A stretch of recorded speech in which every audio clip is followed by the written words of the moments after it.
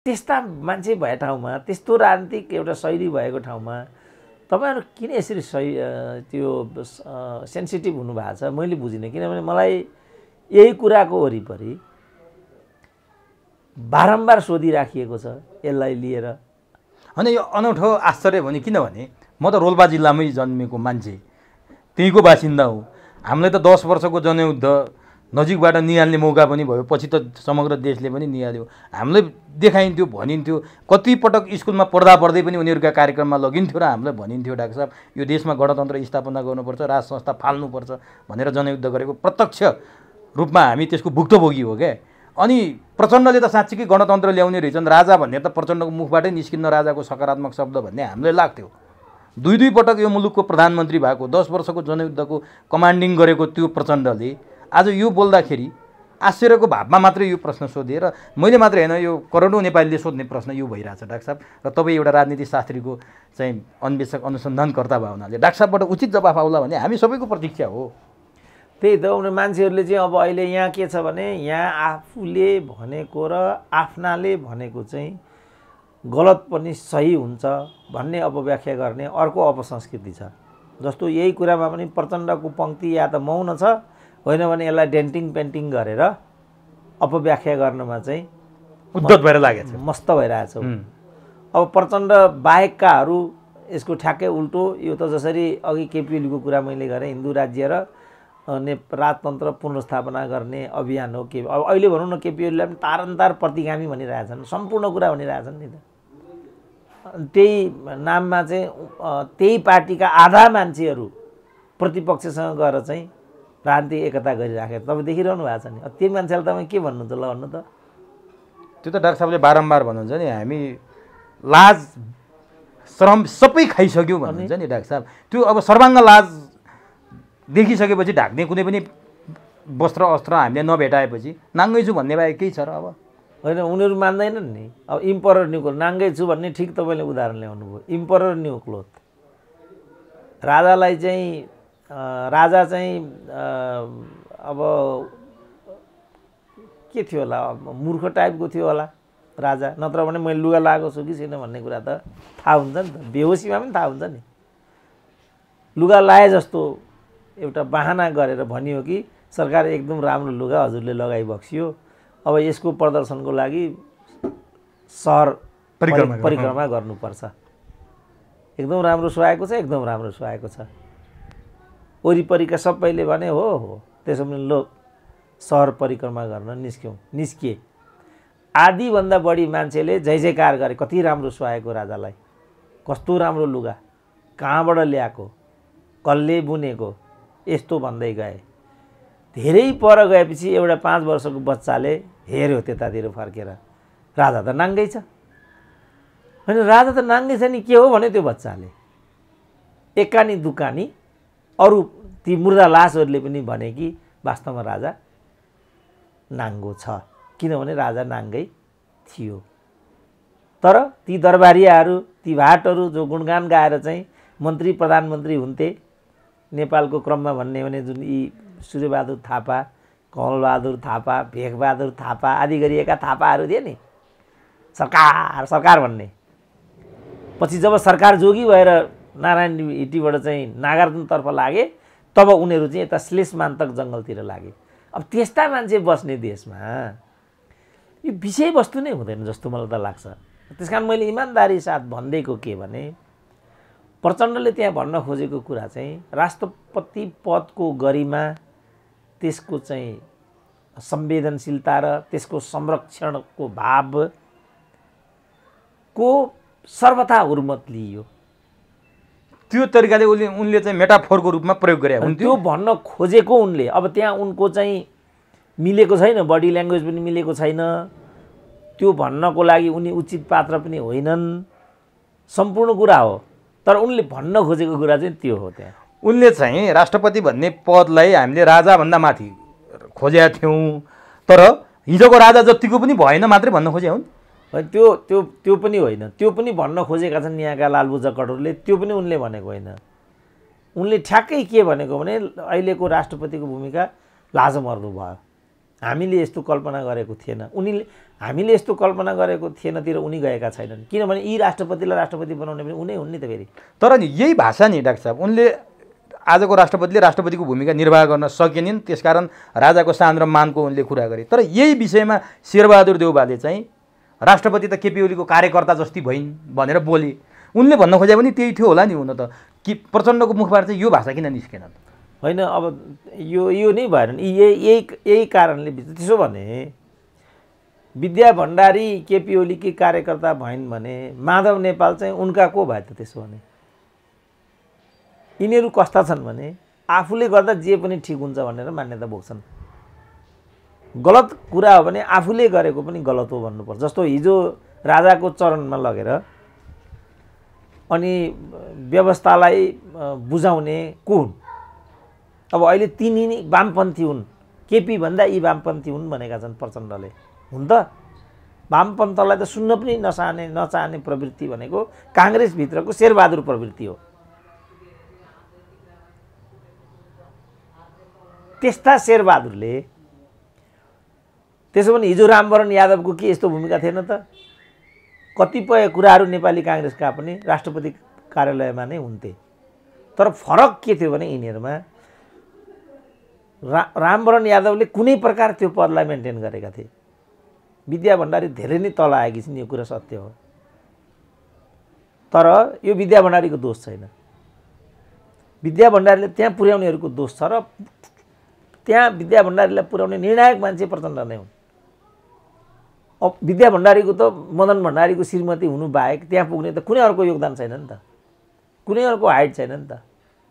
अब त्यो मान्छेले राष्ट्रपतीय पदको गरिमा, त्यसको भूमिका, त्यसको संरक्षकत्व गर्छ भनेर अपेक्षा गर्नु कहाँसम्मको बुझाइ हो त? यहाँ हो नि जड त। तर उनीहरू यो मान्दैनन्, किनभने भोलि उनीहरूलाई फेरि अर्कै स्वास्नी लगाएर त्यहाँ राख्नु छ नि त फेरि।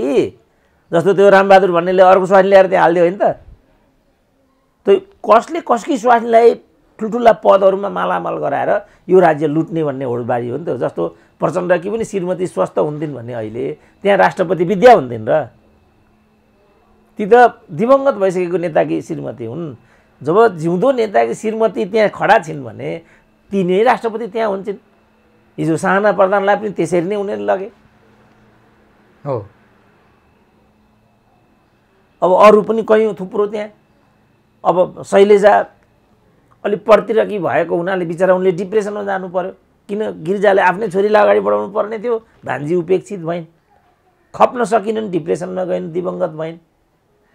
त्यस्तो भइराखेको देशमा अनि यहाँ कसले के भनेको, कसो के भन्ने कुरा नै मैले देख्दा त्यत्रो प्रासङ्गिक बनाउनु नै मैले देख्दा खेदजनक छ क्या। अब हामीले चाहिँ विचारमा जानु पर्यो, सिद्धान्तमा जानु पर्यो, प्रवृत्तिमा जानु पर्यो।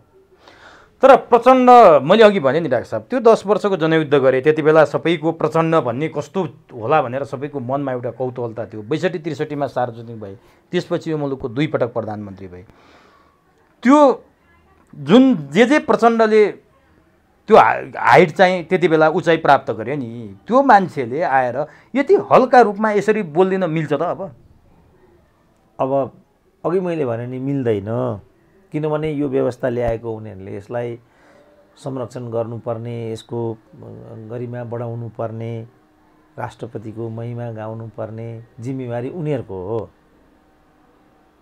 तर उनीहरूले यो जुन तपाईँ जनयुद्ध के भन्नुभयो नि, यो आफै पनि जनयुद्धको लागि गरेको होइन नि त उनीहरूले। अब पुष्टि भयो नि त। आफू मालामाल हुनको लागि गरेको भन्ने कुरा त अब पुष्टि भयो नि त। जुन राज संस्थाको शानको कुरा प्रचण्डले गरे, त्यसलाई पनि आजकै दिन ल्याउनको लागि उनलाई नै प्रयोग गरेर घोडा चढिएको भन्ने कुरा पनि त पुष्टि भयो नि त। अब त हो, यो पुष्टि भइसकेपछि अब एक थरीले कसरी व्याख्या गर्न थाले भने डाक्टर साहब, जति बेला प्रचण्डहरू त्यसरी प्रयोग भए, भारतमा राज्य सत्तामा अर्को कुनै शक्ति थियो, अथवा काङ्ग्रेस आई, सोनिया गान्धीहरू, राहुल गान्धीहरू, मनमोहन सिंहहरू सत्तामा थिए, जो चाहिँ पश्चिमाहरूबाट प्रभावित छन् भन्छन् है उनीहरूले। र अहिले सत्तामा अनफर्चुनेटली त्यहाँ चाहिँ नरेन्द्र मोदीहरू आए, जो पूर्वीय दर्शनमा विश्वास गर्छन् राज संस्थामा विश्वास गर्छन्, हिन्दू राष्ट्रमा विश्वास गर्छन्। जसरी हिजो प्रचण्डहरूलाई प्रयोग गरेर नेपालको राज संस्था फालियो भन्ने कुरा आज प्रमाणित भएको छ, त्यसै गरी तिनै प्रचण्डलाई प्रयोग गरेर फालिएको राज संस्था ल्याउन उनीहरू उद्धत छन्। र प्रचण्डहरू बाबुरामले पनि केही समय अगाडि राजाको बयान गरे, त्यति मात्र होइन अनिष्टको सङ्केत गरे बाबुरामले जे अनिष्टको सङ्केत गरेका थिए यही थियो जुन प्रचण्डको मुखबाट मुखारित भयो। अब फेरि यिनीहरूलाई राज संस्था ल्याउन प्रयोग गरिँदैछ भनेर भन्नेहरू पनि कमी छैनन् बजारमा। डाक्टर साहबलाई के लाग्छ? त्यो उनीहरूको चाहना होला, त्यो खेल पनि त्यहाँ होला, उनीहरूले त्यसो पनि गर्लान्। म त्यसलाई अन्यथा रूपमा अहिले व्याख्या गरिरहनु उचित ठान्दिनँ होइन।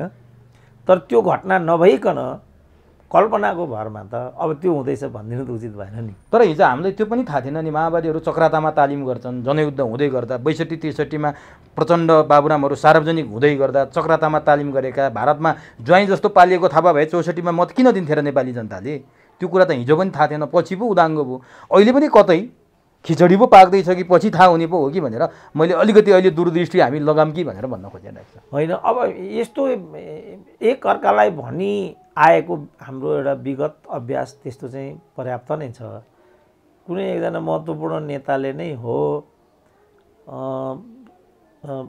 यो 62को परिवर्तन अघि नै नेपालको राजदरबारको संयन्त्र चाहिँ सिआइएको हातमा गइसकेको थियो भनेको छ कुन चाहिँ एकजनाले, नेताले नै भनेको हो। त्यो कसैले कसैलाई छोडेको छैन क्या नेपालमा,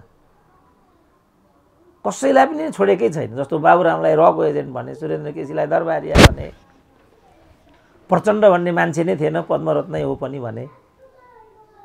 माधव नेपालले चाहिँ भारतबाट सेना ल्याएर चाहिँ नेपालमा राज संस्था फ्याँक्नुपर्छ भन्ने केन्द्रीय कमिटीको बैठकमा राखे भनेर राधाकृष्ण मैनालीले किताब लेखे।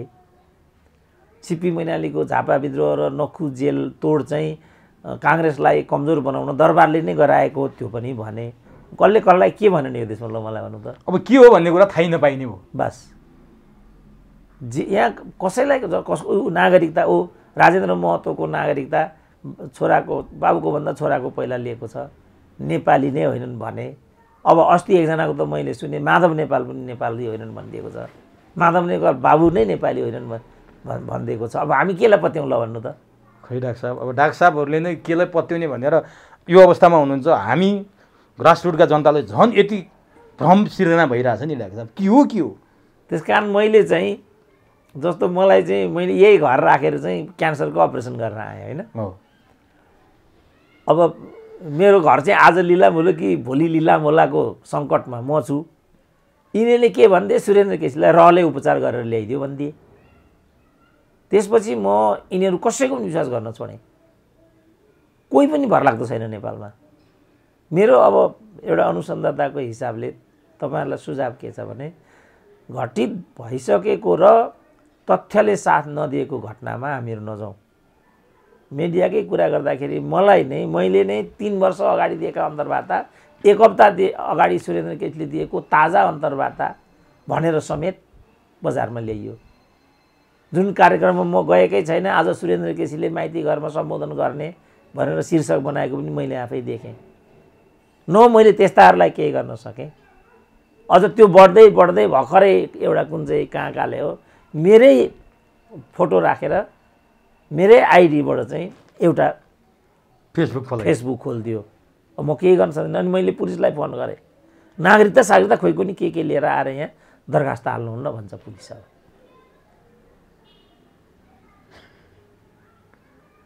अब यस्तो किसिमको परिवेशमा हामीहरू छौँ। अब मलाई त्रास भइराखेको छ होइन, 3-4 फेसबुक मेरो फोटो राखेर खोलेको रहेछ मान्छेहरूले। कुन दिन त्यहाँ मेरै नाङ्गो फोटो देखाइदियो भने तपाईँहरू अचम्म नमान्नु होला। यहाँ पुर्यायो नि विषयलाई यिनीहरूले। त्यस कारण मैले पहिल्यैदेखि के भनिआएको छु भने, जुन देशको सरकार, जुन देशको राज्य कमजोर हुन्छ त्यसले दुईटा कुरा कहिले पनि गर्न सक्दैन। एउटा देशको सिमानाको रक्षा गर्न सक्दैन, अर्को नागरिकको र जीवधनको रक्षा गर्न सक्दैन। त्यही कुरा हाम्रो देशमा आज भइराखेको छ। तपाईँ काहीँ एसिडको प्रहार देख्नुहुन्छ, तपाईँ काहीँ गाली बेइज्जतीको समस्या देख्नुहुन्छ। अब सिमानाको तपाईँ देखिरहनु, अहिले चाहिँ हाम्रो दक्षिण पूर्वोत्तर क्षेत्रमा सर्वत्र एकतर्फी चाहिँ भारतले चाहिँ संरचना बनाइराखेको छ। काहीँ सडक बनाइराखेको छ, काहीँ पर्खाल लगाइराखेको छ, काहीँ के गरिरहेको छ, तपाईँ देखिरहनु भएको छ नि। केही गर्न सक्छौँ त हामी? किङ कर्तव्य विमुडको अवस्थामा छौँ हामी। अब यो यो महाकालीको सडक कुन कता मानसरोवरवाला जुन सडक हो, त्यत्रो सडक उसले एकतर्फी बनायो। उद्घाटन गरिसकेपछि यहाँका लुवाङ्गेहरूले थाहा पाए के हेरेर बसेका छन् त सिमानामा। त्यहाँ हाम्रो जिल्ला प्रशासन होला, त्यहाँ हाम्रो सेना होला, त्यहाँ हाम्रो प्रहरी होला, सुरक्षा संयन्त्रहरू होला, के हेरेर बसेका छन् त उनीहरू? भनेपछि राज्यले हामीलाई यो गरिदियो भनेर हामी नागरिकले गर्व गर्नुपर्ने कुनै त्यस्तो काम छैन। त्यो त छँदै छैन। यही कुरामा गर्व गर्नु पर्यो। हामीले गणतन्त्र ल्यायौँ, हामीले सङ्घीयता ल्यायौँ, हामीले हिन्दू धर्मनिरपेक्ष, हिन्दू हटाएर धर्मनिरपेक्ष बनायौँ। यही कुरामा गर्व गर्नुपर्छ भन्थ्यौँ हामी हिजोसम्म। अब यो प्रचण्डको भाषणपछि त त्यसमा गर्व गर्नु पनि हुँदैन कि भन्ने ठाउँमा विषय आयो। किनभने योभन्दा शानदार त त्यो थियो भन्ने बित्तिकै यसको अर्थ केही भएन नि त। भनेपछि त राजावादी भनौँदाहरू अथवा डाक्टर साहबले त विश्वासै गर्नु न राजावादी भने नि ती भातमारा हुन् भन्नुहुन्छ। तपाईँको भाषा सापट्टि, तपाईँको शब्द सापट्टि लिएर मैले भने ती राजावादी भनिएका कथित भनाउँदाहरूले चाहिँ प्रचण्डले यो भन्नु भनेकै संविधान व्यवस्था सबै कोल्याप्स भयो, अब हामी नयाँ विकल्पमा गइसक्यो, कहाँ गणतन्त्र धर्मनिरपेक्षता छ भनेर कुरा गरिरहनु भएको छ तपाईँहरू। स्वयं प्रचण्डले नै सक्दै भन्छन्। अब त्यो आत्मरतिमा रमाउने कायरहरूको कुरा हो त्यो, त्यति मात्रै हो त्यो। अनि वास्तवमा त नेपालमा संहिता त छ नि, धर्मनिरपेक्षता पनि छ, संविधान पनि छ, गणतन्त्र पनि छ। संविधानले यो चिज राखिदिएको हो नि त, छ नि त। अनि यो गइसक्यो भने के हो? अब जनतामा जाउँ 1 मिनटको लागि। अब नेपाली जनता कस्ता? उनीहरूलाई संघीयता मन पर्दैन तर चित्रबहादुरलाई भोट हाल्दैनन्। उनीहरूलाई हिन्दू अधिराज्य चाहिन्छ तर कमल थापालाई भोट हाल्दैनन्। के चाहेको हो त नेपाली जनताले? नेपाली जनताको एउटा के रहेछ भने नि डाक्टर साहब, जस्तो हिजो मलाई याद आउँछ क्या 62-63 को बेला म आफै स्वयं कीर्तिपुरमा ढुङ्गा हान्न गएको मान्छे हो राज संस्थाको विरुद्धमा। त्यति बेला सारा मान्छेलाई प्रचण्ड र बाबुराम नै हुन् यो देशको कायापलट गर्ने भन्ने थियो। राजाले नै यो देश बिगारेछ भनेर राजाको राम्रो भन्ने सायदै मान्छे थियो होला नि त्यति बेला। एकदमै गाह्रो थियो त्यस्तो भेट्न। आज फेरि अवस्था समय बदलिएको छ, समय बदलिया छ। 62 आजसम्म आउँदा 16 वर्ष भयो। 16 वर्षमा फेरि ठ्याक्कै उल्टो भएको छ। राजा ज्ञानेन्द्र बाबुराम र प्रचण्डको नाम सुन्ने भने मान्छेलाई एलर्जी हुन्छ। त्यो किन भएको हो जनतामा यस्तो चाहिँ? होइन, त्यो उनीहरूको त्यो क्षणिक प्रतिक्रिया हो, उनीहरूको आवेग हो त्यो उनीहरूको। किनभने तपाईँले भने जस्तो हो भने त त्यो चिजलाई त मूर्तिकृत गर्नु पऱ्यो नि त, एक ठाउँमा ल्याउनु पऱ्यो नि पावरको रूपमा। कतै प्रचण्डको बोली त्यही सङ्केत हो कि? किनभने के भन्न थालेँ भने जो अघि मैले सङ्केत गरेका मान्छेहरू जो आत्मरतिमा रमाइरहेछन् भनेर हामीले कुरा पनि गऱ्यौँ, उनीहरूको जोड के छ भने प्रचण्डले 17,000 मान्छे मार्ने युद्ध गरे, 5,000 को जिम्मा ल्याए, करोडौँ अरबौँ रुपियाँ भ्रष्टाचार गरेर प्रचण्डको नाम कतै क्यान्टोनमेन्टमा छ, कतै दुबईमा पैसा लुकाएको भन्ने छ, कतै बुढी गण्डकीमा 3 अर्ब पनि जोडिएको छ। यी सबै कुराबाट प्रचण्ड मुक्ति चाहन्छन्, सुरक्षा चाहन्छन्। अब यो व्यवस्थाले प्रचण्डलाई सुरक्षा गरेन, न युरोप जान सक्छन्, अमेरिका पनि बडो चाहिने दुःख कष्टका साथ निवेदन हालेर गए। त्यसकारण अब उनी राजाबाट मात्रै संरक्षित भइन्छ कि भनेर राजा खोज्न थाले भन्छन् मान्छेहरू। होइन, अब त्यो त एउटा अनुमान मात्रै भयो। अब हामीले ठ्याक्कै त्यहीतिर राजनीति जाँदैछ भन्न, किनभने त्यस्तो हुन्थ्यो भने त केपी ओली त्यसको नाइके भन्थे यिनीहरू नै। थपकन केपी ओलीको छाता ओढेर बसे पुगिहाल्थ्यो नि। किन यो सब रडाको गर्नु पर्थ्यो? मिल्दैन नि कुरा। यिनीहरूले यो गर्ने सबैभन्दा उनीहरूको सबैको अहिले भनौँ न, अब इन्डियन कुटनैकहरूको पनि यहाँका यिनीहरूका पत्र पत्रिकाहरूले ब्यानरै न्युज बनाएर चाहिँ प्रमाणित रूपमा मन्जीपुरीले के भने, अर्को रेले के भने, अर्कोले के भने भनेर सबै ब्यानरै न्युज बनाए नि त। उनीहरू के भन्छन् भनेदेखि त्यहाँ चाहिँ राजतन्त्र पुनःस्थापनाको अनि यो परिपन्थ चाहिँ मिलाइसकिएको छ, खालि घोषणा हुन मात्रै बाँकी छ। उनीहरू नै त्यस्तो भन्छन् नि त।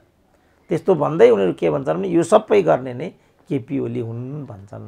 यदि त्यो सत्य हो भने थपकन केपी ओलीको अमरेनामा बस्नु, कहिले विष्णुको अवतारको पुनःस्थापना हुन्छ, पूजा गर्नु, गरेर ढोग्नु त सिद्धिहाल्यो नि।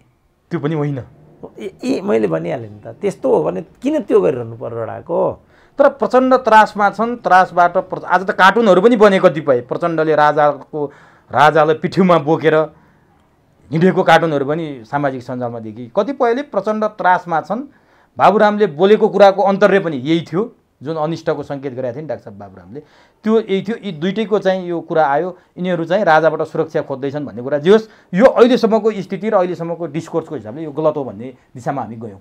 होइन, हाम्रो त चिज जस्तो हो त्यस्तो रूपमा प्रस्तुत गर्ने दायित्व हो नि हाम्रो। अब यहाँ चाहिँ प्रचलन के छ भने मलाई जे लाग्छ त्यो कुरालाई नै सत्य हो भने होइन, बढी चाहिँ ग्लोरिफिकेसन गर्ने यो छ नि त चलन। अनि प्रायोजित विचारहरू, प्रायोजित लेख रचनाहरू, प्रायोजित व्यक्तित्वहरू अगाडि लिएर आउने यो चलन छ नि त हाम्रो। मेरो चाहिँ यसको ठिक्क विपरीत के भने प्रायोजनाको गुणगान राम्रो हुँदैन। प्रायोजित पात्र र प्रवृत्तिले देश जनता कसैलाई पनि ठिक ठाउँमा पुर्याउँदैनन्। त्यस कारण हामीले प्रायोजित रूपको विचारहरू, तथ्यले साथ नदिने विचारहरू अतिरञ्जित गरेर चाहिँ अहिले त फेरि यो भ्युजको कुरा छ, भाइरलको कुरा छ, यो राम्रो हुँदैन। यो कमसेकम हामी जस्तो मान्छेलाई चाहिँ त्यो सुहाउँदैन। यो विषयमा मैले के गरेँ भने डाक्टर साहब, रोल्पा जिल्लाकै जो माओवादी थिए, प्रचण्डलाई चाहिँ उनीहरू पथ प्रदर्शक मान्छन् पनि, उनीहरूसँग मैले अलिकति स्याम्पल जस्तो ल्याएको थिएँ क्या मैले हिजोदेखि आजसम्मको कुरा गर्दा। उनीहरूले पनि राजै ठिक हो कि क्या हो, ज्ञानेन्द्रै ठिक हो कि क्या हो, यो भन्दा त भन्न थाले। मसँगै भने फोनमा, होइन त्यो प्रचण्ड जे बोले त्यतातिर लाग्या हुन् कि होइन। अब त्यो हो भने पनि हामीले त पर्खेर हेर्नु पर्यो। किनभने मैले अघि भने नि, यहाँ जसलाई जे पनि भन्ने चलन छ। मैले नै एकचोटि ज्ञानेन्द्रलाई भेटेर आएँ होइन, मलाई नै कसरी दरबारिया भनेर लखेटे त म आफै देखिरहेको छु नि। राजासँग गएर भेट्दैमा दरबारिया भइँदैन भन्ने त मेरो स्कुल अफ थट हो नि। जब मेरो स्कुल अफ थट थियो भने ज्ञानेन्द्रले प्रचण्डले त्यति भन्दैमा अनि उनीले चाहिँ राजा ल्याउने अभियानको सिद्धान्त फ्याँकेका हुन् त म त त्यो निष्कर्षमा आउन सक्दिनँ नि। यो कुरा सत्य नहुन पनि सक्छ, तर मैले यहाँ राखिहालेँ डाक्टर साहब। केही मान्छेहरूले, ट्युमै पढाउने प्रोफेसरहरूले पनि भन्नुभयो कि माओवादी भन्ने कुरा दरबारले पारेको अन्डा हो, भारतले हुर्कायो।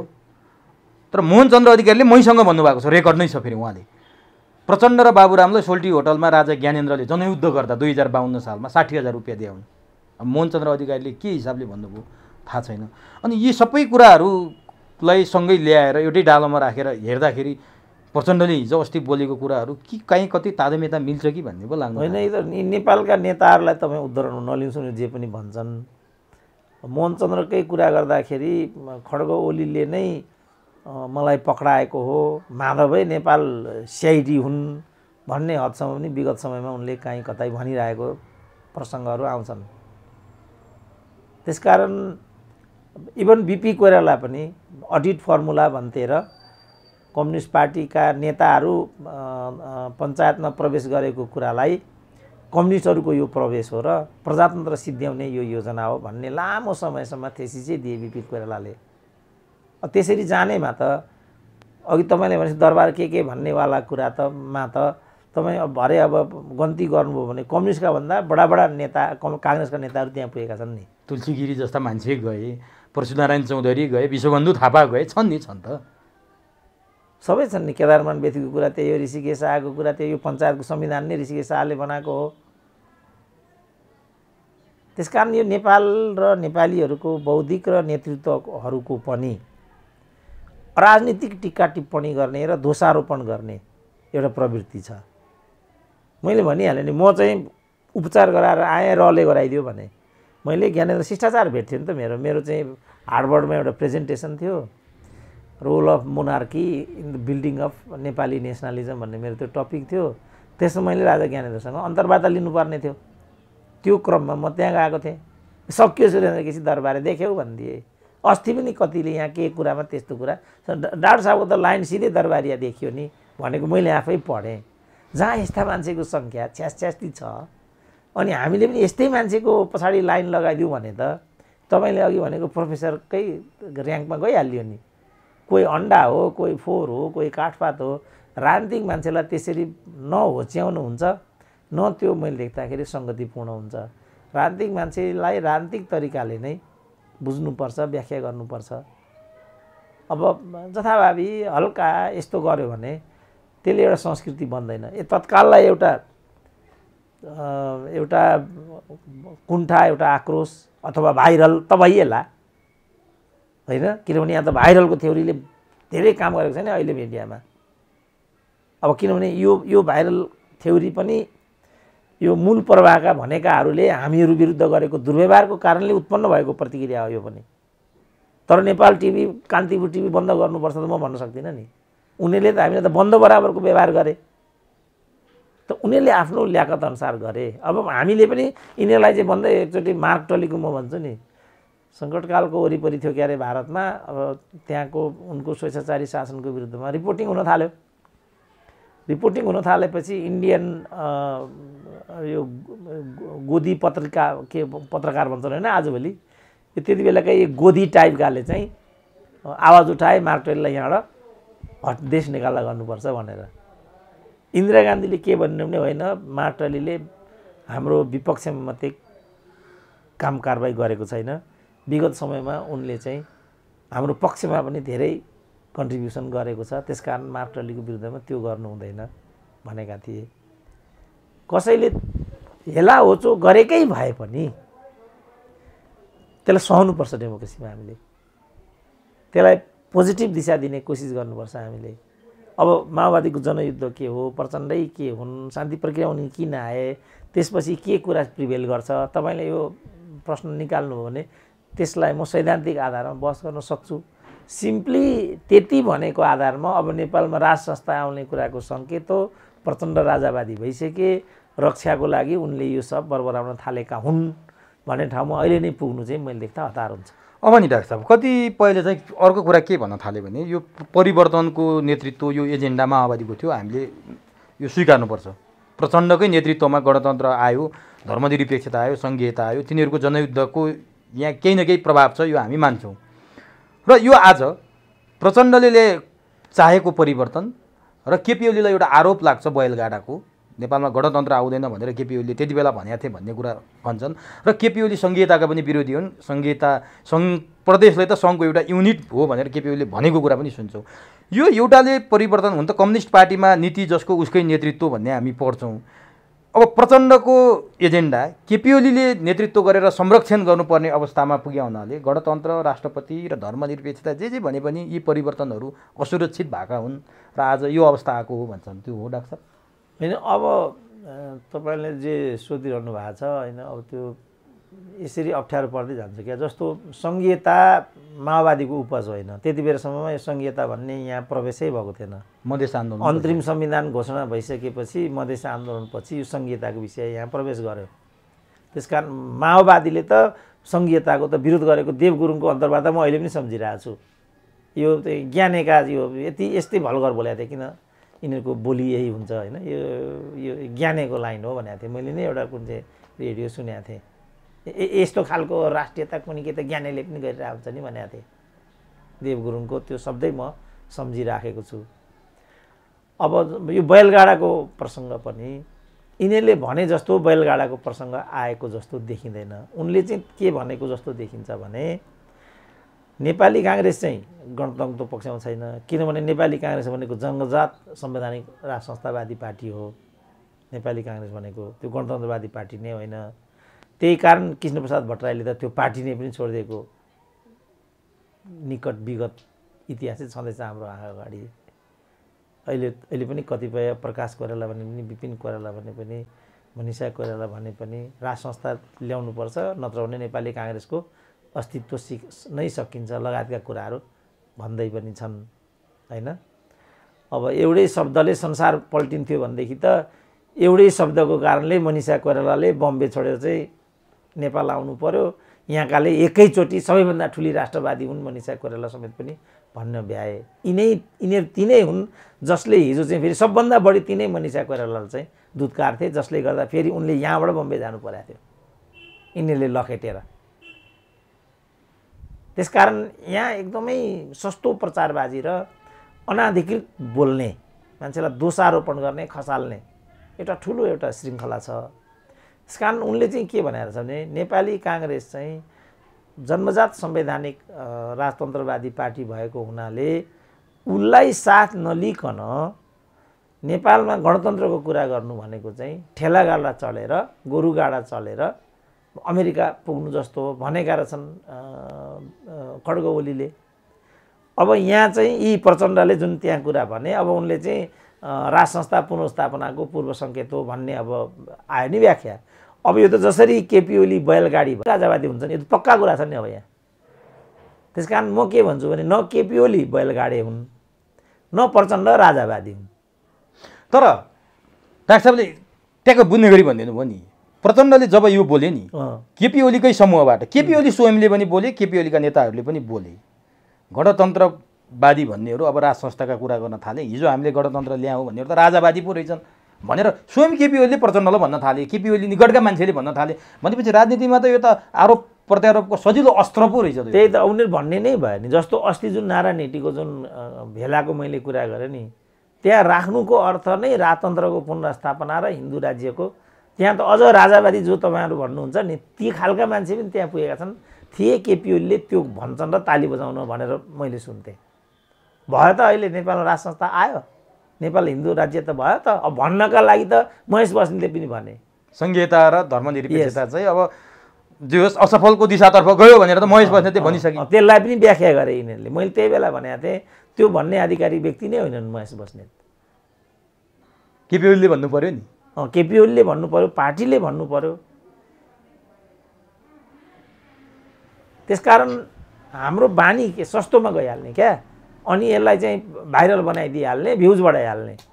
खतरनाक छ क्या त्यो एउटा। फेरि तर लुम्बिनी प्रदेशका मुख्यमन्त्री शङ्कर पोखरेलले समेत प्रचण्डलाई त्यही आरोप लगाइदिए। अब उनी त मुख्यमन्त्री भएका एउटा लेभल बनाएका नेता हुन् नि, उनले पनि कति हतार भयो प्रचण्डलाई। होइन, लेभल यिनीहरूले नै दिँदेको, त्यो लेभल त मिल्दै मिल्दैन नि। शङ्कर पोखरेल त भर्खर उयो अखिलको अध्यक्ष होइन, त्यहाँ पनि यता कत्रा कत्रा नेताहरू छन्। यो त दिदिया बन्दुक हो गया हवल्दार। नेपालमा को के हुने भन्ने कुरा केही ठिक छैन। हिँड्दा हिँड्दैको मान्छे त मन्त्री भने त्यो मन्त्री हुन्छ, त राजदूत भने त्यो राजदूत हुन्छ हिँड्दा हिँड्दै। यहाँ राजावादी के वादी भन्ने कुरा पनि छैन। देखिरहनु भएको छ नि तपाईँ, सेनाका चाहिँ जर्नेलहरू टिको लाएर प्रचण्डले चाहिँ माओवादी बनाइदिए, एमपी बनाइदिए, प्रहरीका चिफहरूलाई ल्याएर चाहिँ बनाइदिए। त्यस कारण यहाँ छोडिदिउँ। कुनै कुराको पनि मूल्य निर्माण भएको छैन हाम्रो देशमा। हामीले एउटै कुरा पुरानो संरचनालाई भत्कायौँ तर नयाँ संरचना बनाएको छैन। तर त्यति बेला एउटा खुब चल्तीको शब्द थियो नि डाक्टर साहब, जति बेला 62-63 को आन्दोलन भयो, के अरे हामीले अन्तरिम संविधान बनायौँ, नयाँ नेपाल, नयाँ नेपाल, हामी नयाँ नेपाल बनाउँछौँ भनेर खुब बोलियो। तर आजभोलि कसैले पनि बोल्दैन, नयाँ नेपाल पनि बनिएन। त्यसकारण यो नयाँ नेपाल बनाउने कुरा थिएन, यो खालि पुरानो नेपाल तोड्ने कुरा थियो, पुरानो संरचना भत्काउने कुरा थियो। मैले यो कहाँबाट आएको रहेछ भनेर ऐतिहासिकता यसको कोतले, यो चाहिँ न्यू चाइना भन्ने, यो चाहिँ चाइनिज माओइस्ट लिटरेचरको कुरा रहेछ। त्यसलाई जस्ताको जस्तै यहाँ ल्याएर फालिदिए।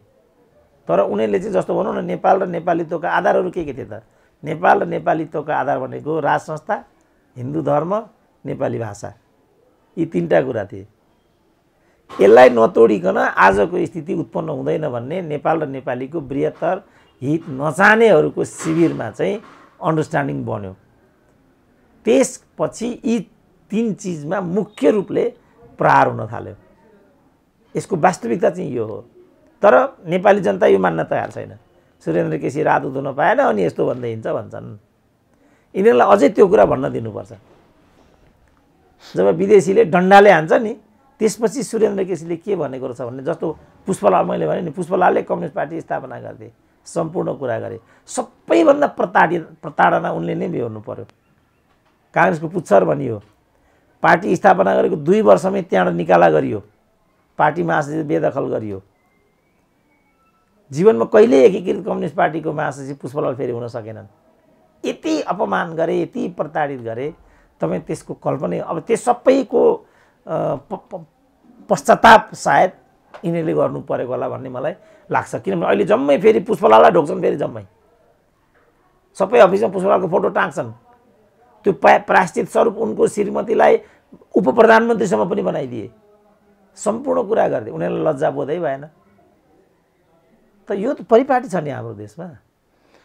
अब नि डाक्टर साहब, यो अलिकति आश्चर्य अरूमा मानिया होइन। यति भनिसकेपछि त कुरो छर्लङ्ग भइहाल्यो। अब जो भ्रममा हुनुहुन्छ उहाँहरूले पनि बुझ्ने अवसर बन्यो।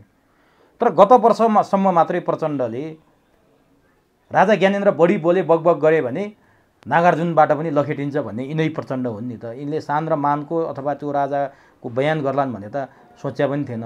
1 वर्ष नपुग्दा पुग्दै प्रचण्डले यसो गर्न थालेपछि चाहिँ अलिकति आश्चर्य मानिया हो।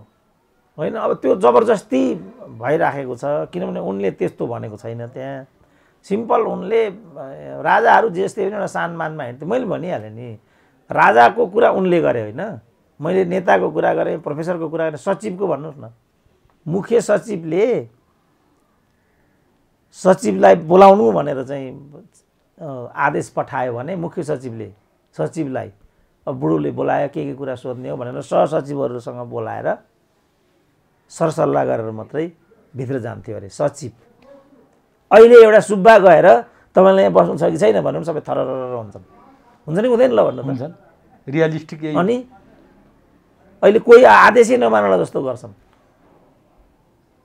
मैले सुनेको त्यो कैलालीको घटनामा जुन प्रहरीको एसपी मारियो, तिनले आदेश दिएको कुरा तामेल नभएपछिको भागदौडबाट त्यो घटना भएको छ भनेर मलाई एउटाले भन्दै थियो, टिकापुरको।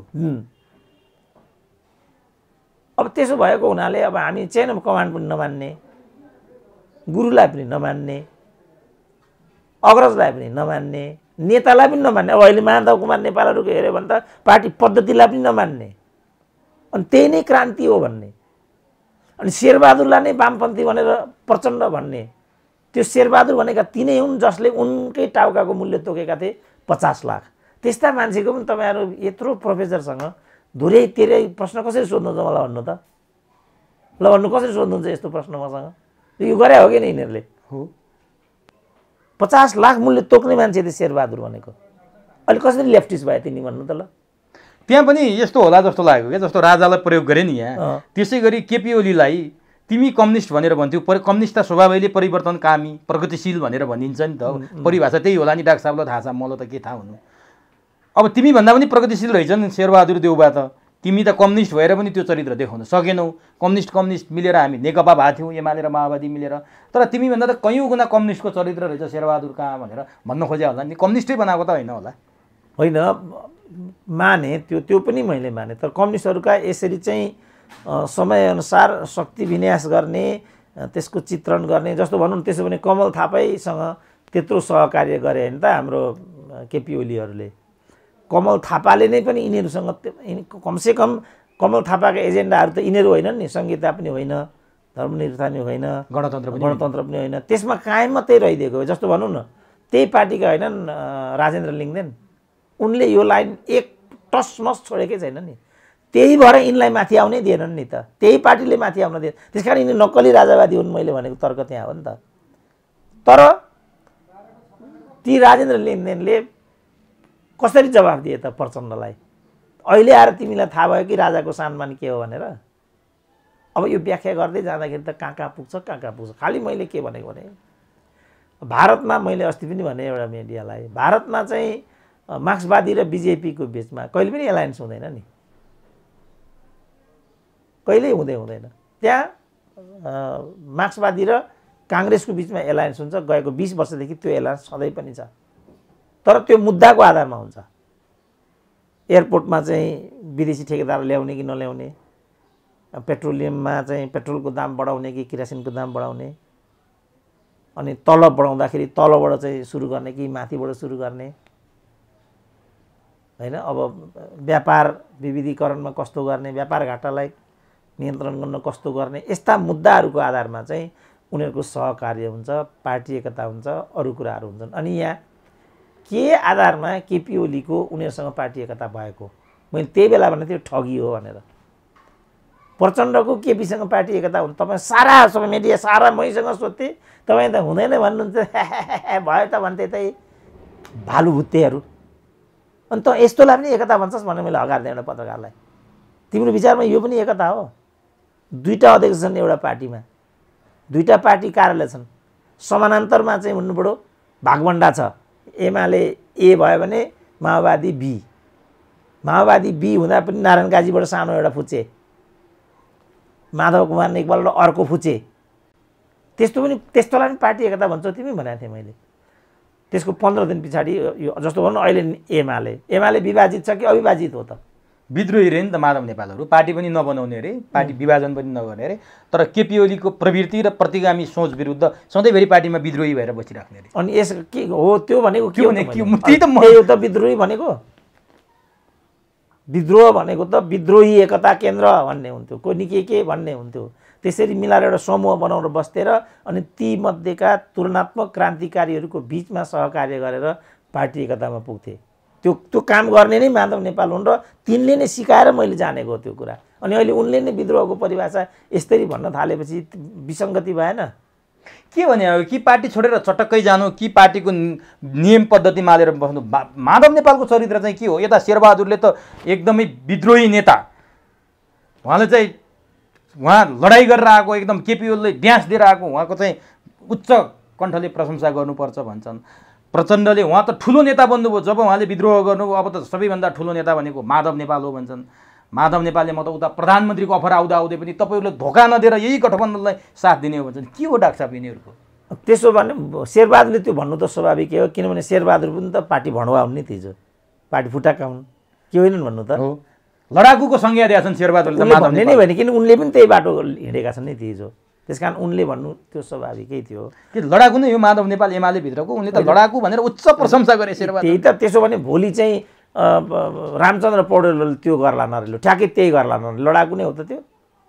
यस्तो कुरा पनि गर्दै हिँड्ने हो। मैले भनेको नि यसरी यस्तो कुरामा चाहिँ हामीहरू यस्ता कुराको पछाडि नलागौँ, मैले भन्ने कुरा नै यही हो। अनि माधव नेपालले फुर्क्याएको देखेर जनताले हाँसोले उधुन बनाइसक्यो क्या। प्रचण्डले चाहिँ रियल लिडर भनेको माधव नेपाल हो, भोलि ठुलो हुने भनेको माधव नेपाल हो भनेर फुर्क्याएको छ।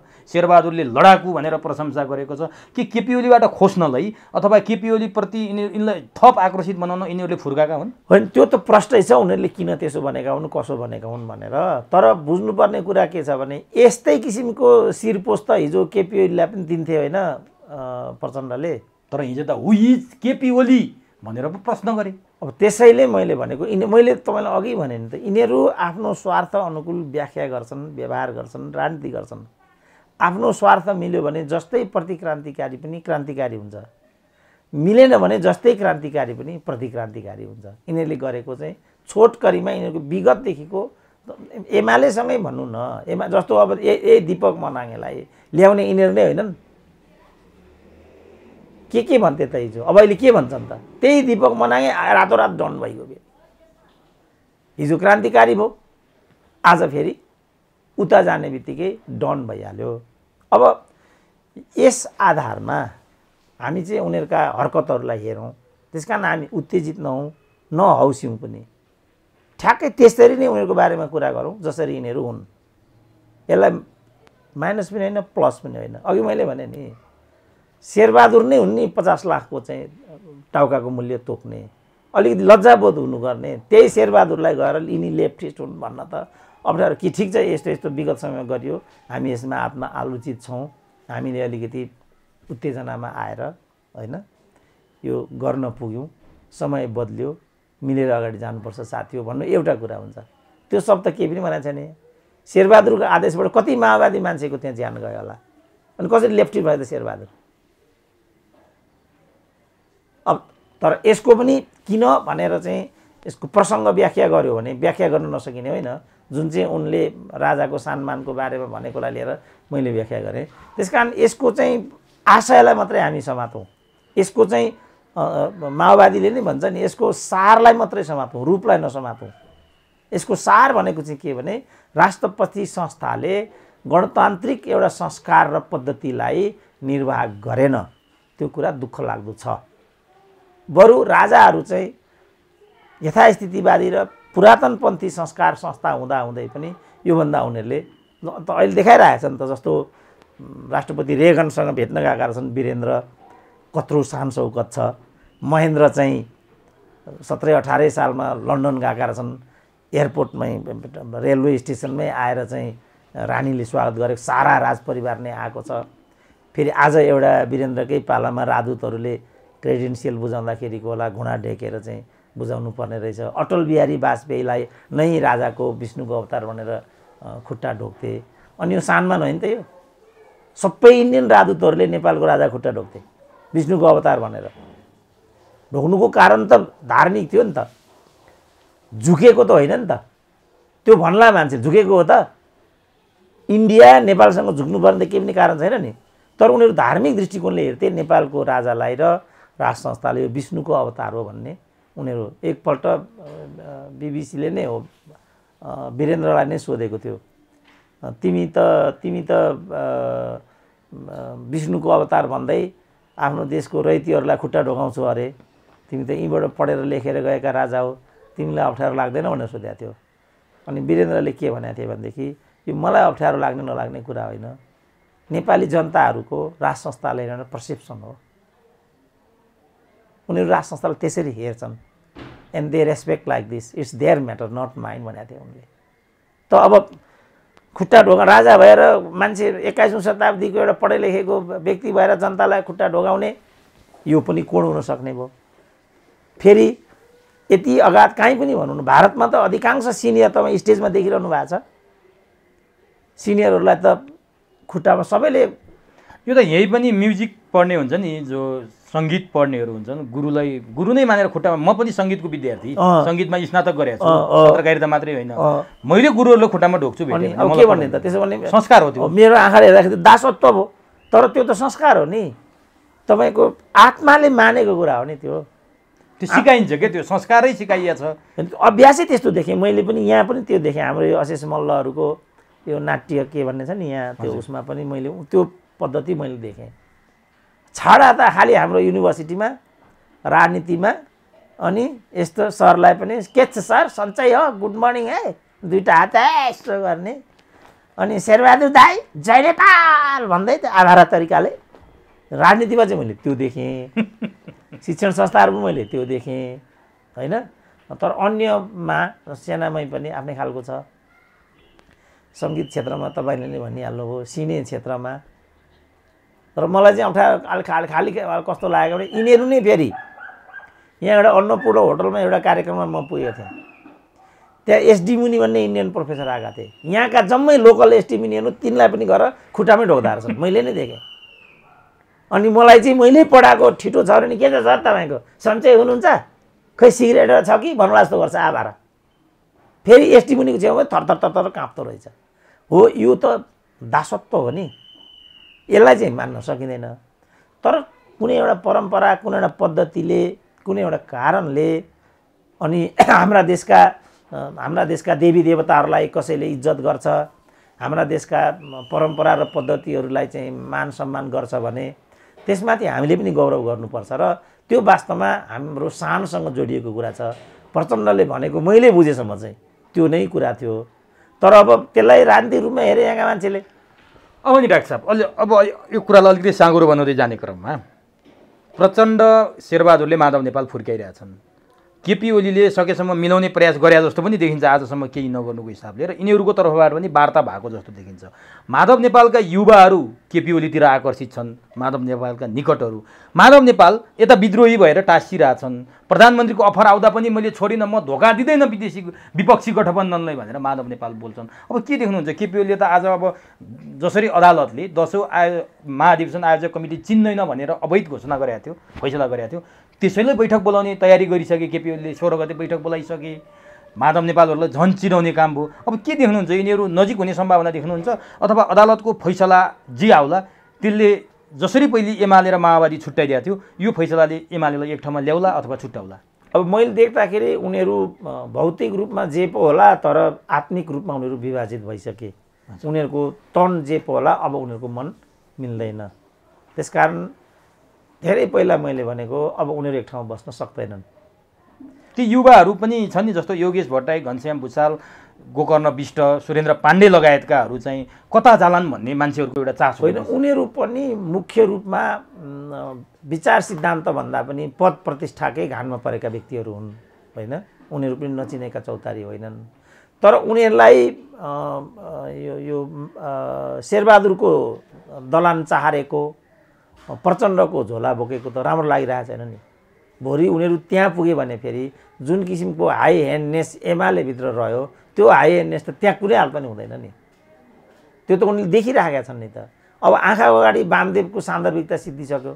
वामदेव त एउटा ध्रुव लिएर हिँडेका हुन् नि त्यो पार्टी। अब त कहाँ छन् थाहा छैन। अब वामदेव कहाँ छन् नै थाहा हुन छोडिसक्यो। त त्यो सब त उनीहरू लेखाजोखा गरिरहेछन्, त्यो सब त उनीहरू देखिरहन्। जस्तो सुरेन्द्र पाण्डे चाहिँ प्रखर ओली विरोधी हुँदाहुँदै पनि यो पोइन्टमा उनी रिजर्भ नै देखिन्छन्।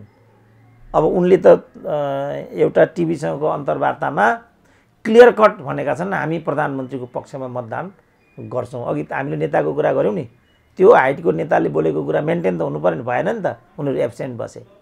तपाईँहरू दाहिने देब्रे कुरै नसुन्नु, ढुक्क भएर तपाईँ जानुहोस्, हामी प्रधानमन्त्रीको पक्षमा भोट हाल्छौँ भनेको थियो, हाले त हालेन। अनि यिनीहरू त के कुराहरू हुन्छ यिनीहरूको? यिनीहरू त एउटा कारणले नेता भएका छन्, एउटा कारणले मन्त्री भएका छन्, एउटा कारणले प्रधानमन्त्री भएका छन्, तर त्यसलाई उनीहरू चाहिँ होल्ड मतलब ओन गर्न सक्दैन, किन उनीहरूसँग त्यो क्यापेसिटी छैन।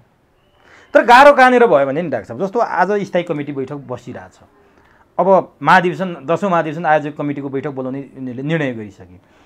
जसरी कर्णाली प्रदेशका 4 सांसदलाई सर्वोच्च अदालतले फेरि काममा फर्किन सांसदको हिसाबमा काम गर्न आदेश दियो, त्यो चाहिँ भ्याकेट लगेर दर्ता गरेको छ ओली पक्षले।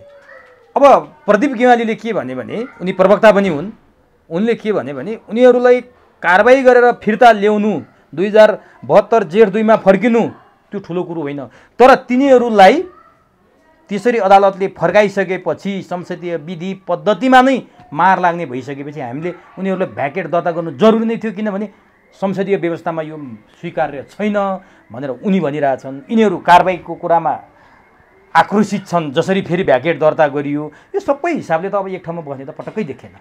अब प्रदीप गेवालीको त्यो भनाइ ठिक छ नि त, मैले सुरुदेखि भनिआएको कुरा नि, यो दलीय व्यवस्था हो, त्यो फेरि कम्युनिस्ट पार्टी हो। तपाईँ देख्नु, यो त नाङ्गो नाच होइन भने यो त्यो त अब उनीहरू यताकाले चाहिँ योलाई विधि पद्धति मान्ने, ओलीको कुरा चाहिँ सुन्दा त्यही विधि पद्धति छ, प्रदीप गेवालीको भर्सन ओलीकै बोली त हो, त्यस कारणले अब त सम्भावना त न्यून भएको देखेन। होइन, ओलीको बोलीको रूपमा त्यसलाई नहेरौँ, किन प्रवक्ता हुने त होइन, जे भए पनि त्यो ऱ्यासनल छ कि छैन त्यसरी हेरौँ। त्यो त ऱ्यासनल छ, त्यसरी जस्तो अदालतले गरेको निर्णयलाई पनि मान्नुपर्छ भन्ने चलन छ नि त। वास्तवमा राजनीतिक कुरामा दलको आन्तरिक व्यवस्थापनमा अदालत आउने होइन नि, मान्न सकिँदैन नि त। नमानेको त देखिहाल्यो नि, उनीहरू 10औं महाधिवेशन आयोजक कमिटीको बैठक बोलाइदिए मिलेछ। त्यसो भने अदालतको पनि त्यहाँभित्र बेन्च बनाउने प्रक्रिया आफ्नै खालको छ, के छ, अदालतले पनि मान्छ त, राजनीतिक आधारमा अदालतले निर्णय गर्न मान्छ त। जसरी अदालतको सर्वोच्च अदालतको नियमावली छ, निर्देशिकाहरू छन्, वरियताको त्यहाँ सिस्टम छ, त्यसलाई प्रधान न्यायाधीशले पनि अन्डरमाइन गर्न सक्दा रहन्छन् भन्ने कुरा त अनेक प्रकरणले देखाइराखेको छ। अनि यही चिज दलको हुँदैन, अनि निजामती कर्मचारीको, प्रहरीको, सेनाको हुँदैन। तपाईँले यहाँबाट यसो गर भनेर हुन्छ? सेनाका आफ्ना पद्धति कमान्ड, चेन अफ कमान्ड छ, प्रहरीको आफ्नो चेन अफ कमान्ड छ।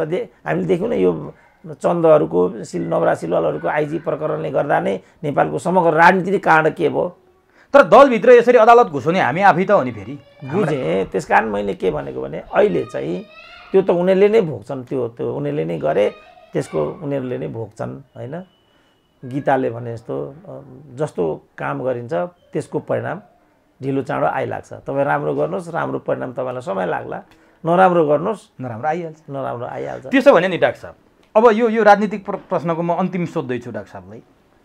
यो गुजुल्टोले गर्दा आज देश पनि सङ्कटमा छ, एमाले पनि सङ्कटमा छ। मेन चाहिँ एमाले भित्रकै समस्याको वारपार नहुँदाखेरि पनि गाह्रो भइरहेछ। एमाले किता क्लियर गरिदिएर जाने भने त माधव नेपाल र शेरबहादुरहरू प्रधानमन्त्रीको लागि र्याल काटेर बस्न सक्ने अवस्था पनि छैन नि। माधव नेपालले साथ छोडिदिँदा बित्तिकै यो एमाले भित्रको यो जुन जमेको पोखरी छ नि, यो के भएपछि खुल्छ?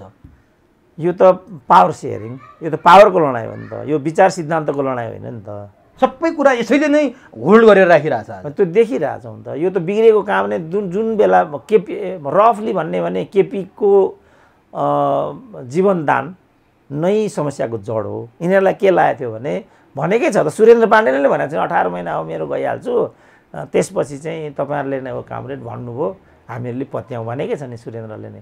यति हो, उत्तरै यही छ त, यहाँ क्लियर कट भनिराखेकै छ। त्यस कारणले यिनीहरूको दुर्भाग्य के भने केपी ओली जिउँदैछन्, त्यस कारण यो समस्या त्यसपछि उत्पन्न भएको प्रतिक्रिया हो यो। त यो कति खराब र कति खतरनाक छ, तपाईँ त्यहीँ सिद्धिहाल्नुहुन्छ। अनि म त्यो कुर्सीमा गएर बस्छु भन्ने मैले भावना राखेँ भने त्यो कस्तो मान्छे हुँ त म। तर उनीहरूले त्यही दुराशयबाट भन्नु पऱ्यो यो पार्टी एकता। मैले यो देखेकै हुनाले यो हुँदैन, यो पार्टी एकता होइन, यो बेइमानहरूको यो ठुलो भाग खाने यो यो यो यो प्रपञ्च मात्रै हो। तर त्यो यो त नेकपामा थियो, नेकपा सकेर एमाले र माओवादी भएर अझै एमालेलाई यो रोगले छोडेन। कहाँ छोड्छ त? अब तपाईँ देख्नु भएन यो माओवादीका 7 जना आएर गएर 5 दिन मन्त्री हुनको लागि उनीहरूले आफ्नो पार्टीलाई लात हान्दिए। देख्नुभयो त्यसपछि के भयो? उनीहरू अहिले रुँदै हिँडिरहेछन्।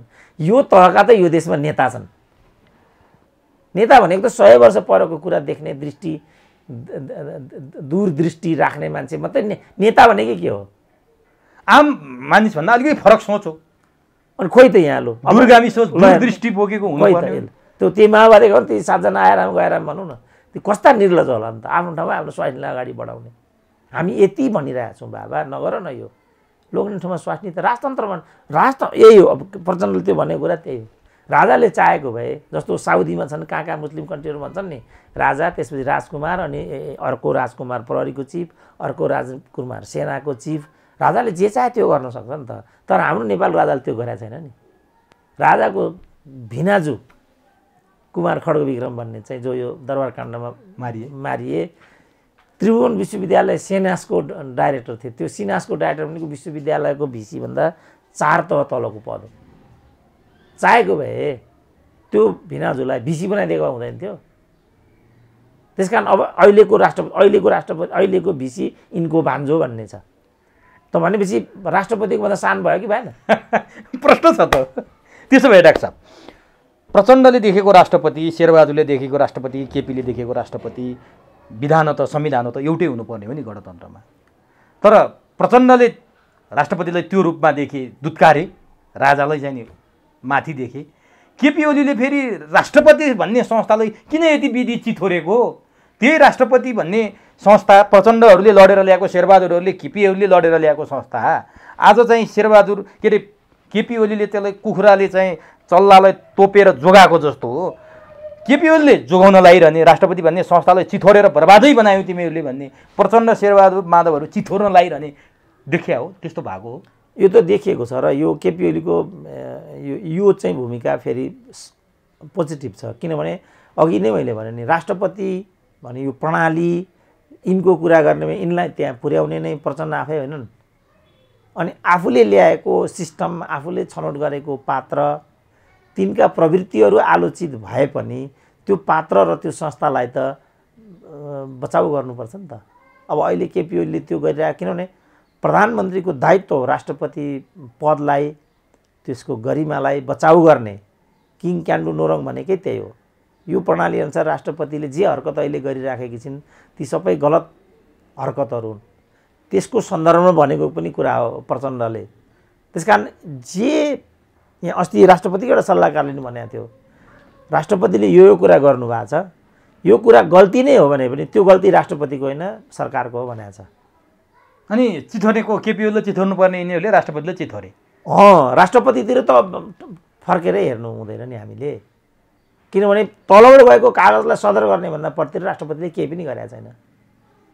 यदि गरेको छ भने त्यसलाई एकाडेमिकल्ली हेर्ने हो।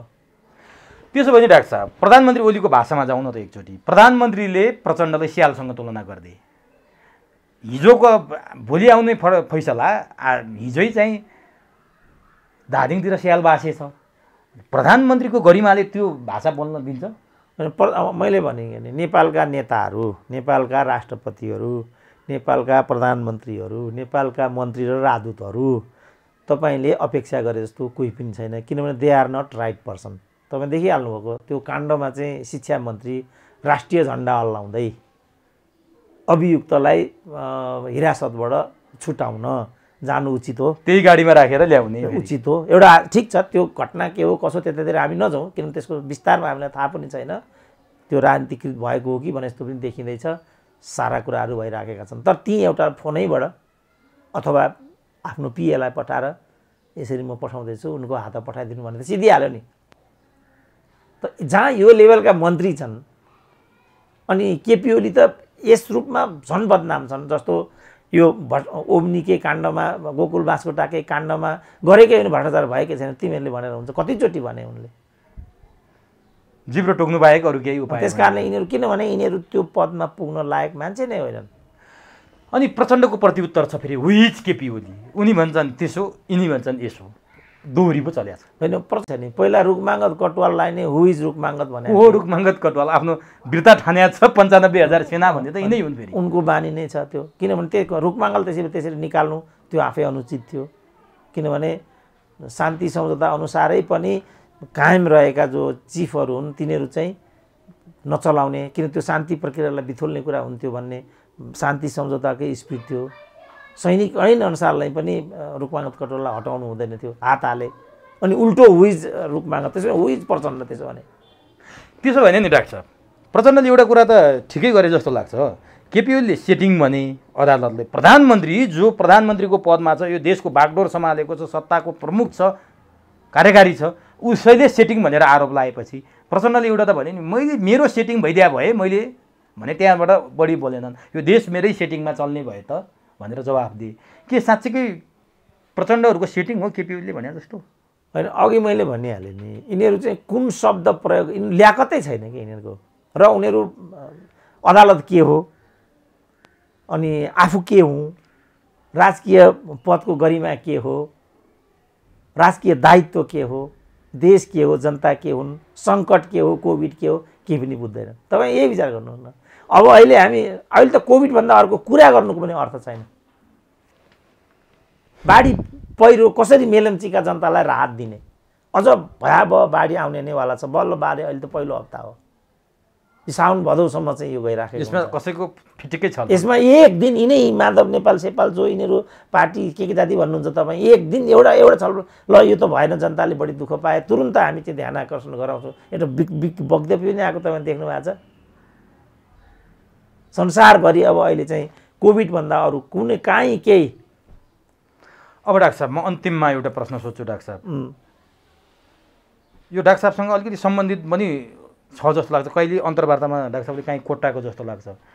आज दिपेन्द्रको 50औं जन्म जयन्ती रहेछ। युवराज अब पछि त राजा पनि घोषित भए। यदि बाँचेको हुन्थ्यो भने आज उनले 50औं जन्मदिन मनाउने अवस्थाको रहेछ। आज 2028 साल असार 13 गते उनको जन्म भएको। तपाईँले एउटा प्रसङ्ग गर्नुभएको थियो, वीरेन्द्र बाहिर गइसकेपछि विद्यावारिधीको के सम्मान अथवा के भन्नुभएको थियो, मैले ठ्याक्कै बिर्सेँ। त्योमा चाहिँ मलाई दिपेन्द्रले दिएको थिएँ भनेर डाक्टर साहबले भन्नुभएको थियो। यो हाइपोथेटिकल क्वेसन पनि हुनसक्छ डाक्टर साहब। यदि दिपेन्द्र बाँचिरहेको भए, यस्तो दरबारको यी घटना नभएर बाँचिरहेको भए, आज दिपेन्द्र त्यही वीरेन्द्र जस्तै, महेन्द्र जस्तै अथवा ज्ञानेन्द्र जस्तै कुन शैलीको राजा हुन्थे? अथवा दलहरूलाई उनले त आँखै अगाडि देखाएको थिए, प्रतिबन्ध लगाएर पञ्चायत जस्तो कुनै निर्दलीय व्यवस्था चलाउँथे अथवा दलहरूसँग मिलेर जान्थे होला। तपाईँले छोटो समय देख्नु हो नि, जुन उनको बारेमा जति अध्ययन अनुसन्धान गर्नुभएको छ, के हुन्थ्यो होला? दिपेन्द्रको चाहिँ आफ्नो पिताको बाबुकै लाइन हुन्थ्यो उनको, किनभने उनले त्यहीँ पढेका थिए होइन।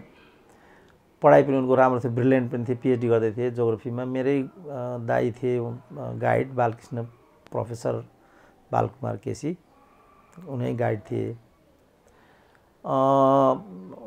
ज्ञानेन्द्रको लाइन होइन उनको, किनभने एउटा वेस्टर्न एजुकेसनबाट हुर्केको मान्छेले त्यस्तो लाइन लिनै सक्छ। वीरेन्द्रको कुरै त्यही हो नि। त्यस कारण म इटन कलेज जहाँ वीरेन्द्रले पढेका थिए त्यो कलेज पनि गएको थिएँ लन्डन जाँदाखेरि। उनमा एउटा उदार मना सोच थियो नि, त्यो पछिसम्म पनि हामी देख्थ्यौँ होइन। तर अब अचम्म के भयो भने निरङ्कुशताको बाटो छोडेर उदारताको बाटोमा आउनुको अतिरिक्त वीरेन्द्रले चाहिँ सामूहिक रूपमा चाहिँ मृत्युको शिकार हुनु पर्यो, आवश्यकै थिएन नि। तर कतिपयले के भन्छन् भने डाक्टर साहब, वीरेन्द्रले जब 46 सालमा बहुदलीय व्यवस्थाको घोषणा गरे अथवा नेताहरूले त्यो व्यवस्था दिए, त्यो कुरा चाहिँ रानी ऐश्वर्यलाई मन परेको थिएन भन्ने त हामीले धेरैबाट सुन्छौँ। स्वयं दिपेन्द्रलाई पनि त्यो कुरा मन परिरहेको थिएन आफ्नो बाउले गरेको। त्यसकारण कुनै न कुनै रूपमा दिपेन्द्र पनि निरङ्कुशै हुन्थे कि भनेर कतिपयले लेखेको पाएँ क्या मैले आज। त्यो हिसाबले गर्दाखेरि अब त्यो निरङ्कुश हुन चाहँदैमा निरङ्कुश भइने होइन, परिवेशले निरङ्कुशतालाई भर्तेक गर्ने हो होइन। जस्तो अब हाम्रा पालामा प्रशासनिक एउटा संस्कार जस्तो थियो, अहिले हामी नै प्रशासनमा गयौँ भने पनि त्यस्तो तरिकाले अहिले प्रशासन हाँक्न सक्दैनौँ नि हामी, किन उदारताको छिटा त जहीँ तहीँ पुगेको छ नि त। एक त यो प्रश्न अघि तपाईँले नै सुरुमै भन्नुभयो यो हाइपोथेटिकल भयो भनेर होइन। दोस्रो दिपेन्द्रको जे शिक्षा दीक्षा थियो, जुन युगमा उनी हुर्किँदै थिए, त्यो युगमा पुरातनपन्थी सोचबाट, किनभने ज्ञानेन्द्रले नै पनि भनौँ न आत्मघाती भयो नि त त्यो। मैले भेटमा नि भनेको थिएँ सरकार यो स्टेपिङ पनि ठिक थिएन र पात्रहरूको छनौट पनि गलत भयो, त्यस कारण अहिले जे छ सबभन्दा राम्रो राजाको लागि यो छ भनेको थिएँ नि मैले। अब यी बजारकाले त मलाई नै दरबारिया भनिदिएका छन् नि। त्यसो भए दिपेन्द्रलाई कसरी सम्झिनुहुन्छ डाक्टर साहब? होइन, मेरो त सम्झिनुपर्ने त्यस्तो कुरा केही पनि छैन, किनभने त्यो बेला मैले चाहिँ पिएचडीको जुन हाम्रो महेन्द्र विद्याभूषण को तकमाको लागि भनेर त्यो फारम भरेको थिएँ। म पनि एउटा विद्रोही स्वभावको मान्छे भएको हुनाले त्यो गाउन लगाएर फोटो खिच्ने फलानो गर्ने यस्तो गर्ने मैले जीवनमा कहिले केही पनि गरिनँ। युजली राजाको चाहिँ 52 वर्षमा मृत्यु हुने हुनाले अब वीरेन्द्रको पनि के हो कसो हो एकचोटि भेटिहालौँ न त भन्ने बहानामा मैले त्यो फारम भरेको थिएँ। अब मेरो दुर्भाग्य नभन्दै वीरेन्द्रलाई चाहिँ हार्ट एट्याक त्यही वर्ष भइदियो, लन्डन गइदिए। अब उनी लन्डन गएपछि बाबुको ठाउँमा छोरा आए। अनि त्यो संयोगले मैले उनको हातबाट त्यो लिनु परेको थियो र त्यति बेला म नेपाल पाक्षिकमा चाहिँ कोलम लेख्थेँ, मैले त्यहाँ त्यो भनेको पनि थिएँ। नजिकबाट दिपेन्द्रलाई मैले देख्दा तिनले आफ्नो परिवारको वंश विनाश भन्ने कुरा मलाई अनुभूति भएन, त्यो भनेका थिएँ। अहिले म तपाईँलाई के भन्छु भने त्यो आधारमा उनी निरङ्कुश राजा हुनेतिर जान्थे भन्ने कुरा मलाई उनको पर्सनालिटी स्टडीबाट लागेको थिएन त्यो बेला। हस् डाक्टर साहब, समय दिनुभयो, अत्यन्त महत्त्वपूर्ण भनाइराखिदिनु भयो, यसको लागि हार्दिक धन्यवाद। ल हस्, धन्यवाद।